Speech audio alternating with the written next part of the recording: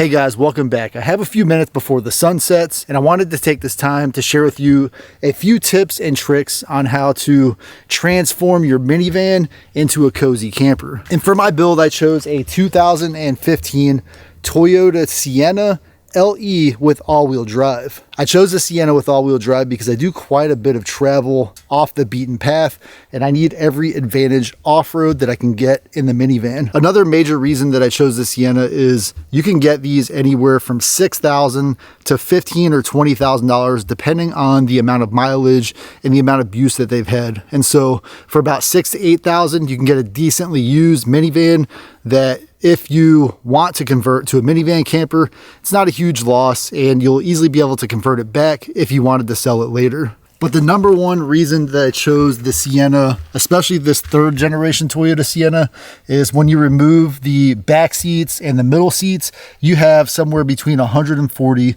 and 150 cubic feet of space in the passenger or the rear compartment of the Sienna.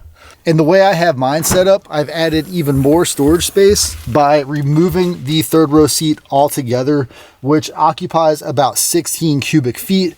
That third row is essentially completely gone. However, I did keep this back seat up because this is where I hang out when I'm in the minivan out camping. And so with that third row out, and yes, I do have a heated blanket. I do cheat once in a while. Heated blanket works great, especially to cut that extra cold. But underneath the third row seat, they're currently empty, but I have these baskets. These are OEM Toyota Sienna baskets. And the way I have my bed set up right now, I can easily access underneath this one while the bed is fully set up. It does look very crowded in here with this bed on top, but let me show you how much space I have under the bed. And I showed you this spot earlier where I have these totes under the bed, but this is a 14-inch tall bed. And so I can fit essentially all of the essentials that I need under the bed right now. The most important thing I want you guys to keep in mind is that I mostly do minivan camping on the weekends. I don't really do extended periods. I have done a 3-month period in a very similar build in a minivan camper before, but for me, this is primarily a hobby that I've developed over the years that I just love to get out. Maybe on a weekend, a Friday night, a Saturday night, go out, get in the woods, set up camp, enjoy myself. And then when I'm done, I can head back home, reset and go back to work or do whatever I need to do for the rest of the week. And so I've showed you guys how I manage space in the trunk and under the back seat, under the bed. But I recently built this shelf, and if you watch that video, since I built it, I also used a router and I smoothed out these edges very nicely so there's no splinters, very smooth wood. The only thing I have left to do with this is possibly paint it or stain it some, beautiful like cherry color. But I chose to make this shelf like this because I have essentially a small kitchenette, microwave, hot plate, coffee maker, and I'll make a cup of coffee in a few seconds here. And then I don't actually have this plugged in right now, but I do have a mini fridge. The reason the mini fridge is not plugged in is it has been, in fact, right now it's like 40 degrees Fahrenheit, but it's been highs of 40s for the last few weeks. And so it's really just not worth the power to run the mini fridge in these current conditions. Once it warms up, maybe March or April, I'll plug it back in and I'll get it going. Please don't mind the mess. All these little brown boxes I have right here are little projects that I'm working on for the van right now. So for example, this is a ceiling net. I want to put that up. I want to put my stealth shades in there. I also have some window covers. These are little bug nets that cover the side sliding doors. I'd love to get these in use. It's been too cold and there's just honestly no bugs out there right now. And then this one's going to look a little strange, but I have this, what they call a buck voltage converter. And I got this specifically to use with the Bluetti Charger 1, which I use to run my primary power station or charge my primary power station. And if you've watched a few of my recent videos, you may have seen I installed the Charger 1 to my battery that charges from my alternator into my power station, which is essentially topped off right now. I do have a solar panel, which is very mildly compatible, but as you can tell, or I don't know if you can tell, but it is pretty foggy out today, and so there's zero sun coming in from the solar panels. And this is essentially the heart of my minivan camper. this is all the power I need. It's got a 2073.6 watt hour lithium iron phosphate battery. And this battery is also essentially a EV grade cell battery system. And so this is more than enough power for me to get by for a couple days in the minivan camper. And one of the best parts about minivan camping is I'm out here essentially in the middle of nowhere. I've got this nice pond behind me. I'm not going to camp in this exact spot tonight, but I can get to these spots. I can park, I can hang out, hike, walk around, and then I can move if I don't feel comfortable or find a place to set up camp. Too easy. And while I'm still getting everything organized, one gripe I have is that this Keurig coffee maker, it only has about a 2-foot long cable. And so yeah, I either need to get an extension cord or do something that will get it to reach my power station much easier. So I've got that plugged in. For now, I've just got it sitting on top of the microwave. And I don't know if you can tell, this coffee maker is really dirty. I've had it for about 2 years. It's only dirty on the outside because I kept it in the back of my Jeep, and it has been rattled around and banged around, and it still brews a perfect cup of coffee every time I need it.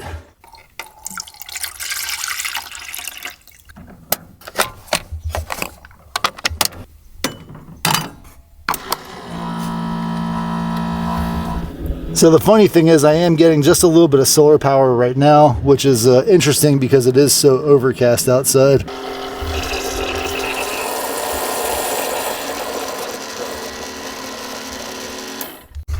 And it's just starting to rain a little bit, but I thought I was going to overflow that cup, and I had just the right amount of space in there.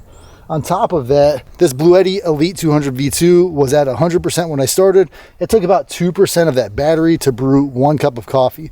That's not bad at all. So let me pop off my shoes and get a seat in here. And yes, I've been getting in and out of the van and tracking in a little mud. I usually have a small carpet that I will sit in here, but I don't have that with me right now. I need to dig that out and find where that is. But got a nice cup of coffee, and it is steaming hot. And because this cup is so thin, it's burning my hands a little bit. So I'm going to set this out of the way. And because I don't want to burn down my battery, I'm going to turn off the AC inverter and then put this coffee maker back out of the way.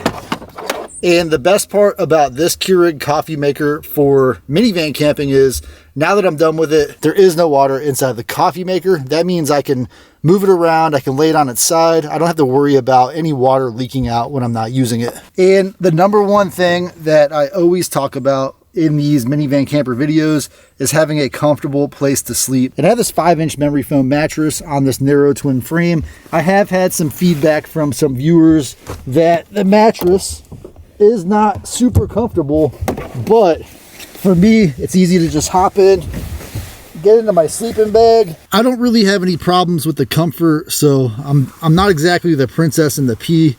I'm pretty comfortable as I am right now. However, some folks have said that they cut just a thin 1/4-inch sheet of plywood and they put it under the mattress, and it sits perfectly in the frame there, and it eliminates the spaces between the slats. So the only time that's an issue is if I dig in with like maybe my elbow or something, which I'm not even reaching the bottom there. I'm not digging in hard.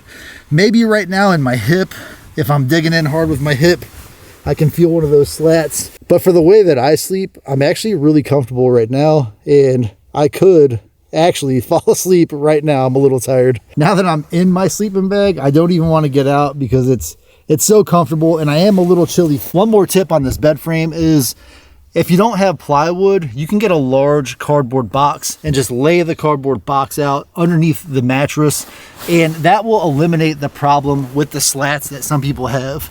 They say that this is a little bit uncomfortable, and I deal with it no problem, but you could set something under here that will essentially eliminate these gaps. I don't ever sleep with the vehicle running, but I have recently used a diesel heater, and I put that in the front, and I will make a video about that in the future, but it really hasn't been cold enough for me to need that diesel heater. But I have inside of the vehicle carbon monoxide detector. Nobody wants to wake up dead. I say that all the time, but I always keep this. I check this before I go to bed, especially if I'm using anything that burns any kind of fuel. I never personally run my vehicle while I'm sleeping, If anything, I'll start it in the morning, or I'll run it maybe when I first get to camp just to warm it up. For me, the easiest way to handle comfort is to layer up if I am cold, or remove some layers if it's getting hot. So I'd say my last kind of hack for minivan camping is, no matter what, you are gonna be inside of the environment that you're in. So if it's hot, you're gonna be hot. If it's cold, you're gonna be cold. And so make sure you layer up for the appropriate temperature or climate that you're in. Let me know if there's anything you want to talk about in the comments. I've got a lot of great minivan camping video ideas. For example, what are the tools that I carry with me everywhere I go? I'd like to share that in a video, but for now, it is starting to rain. Let me enjoy the rest of this cup of coffee and this beautiful view that I have out here.